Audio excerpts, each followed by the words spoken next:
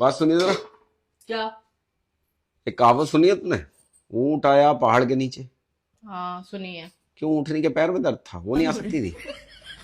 मुझसे क्या पूछ रहे हैं? हो? जिसने बनाई है उससे पूछो।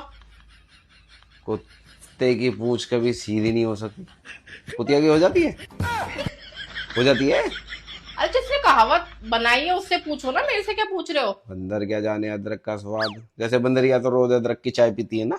हैं? ए चुप है।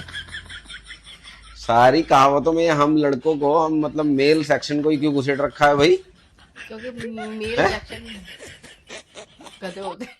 गधे होते हैं।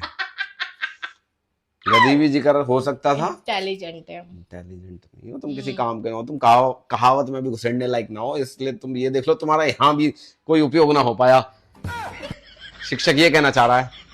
अच्छा बात। चला चले ए, चल ना। आए बड़े।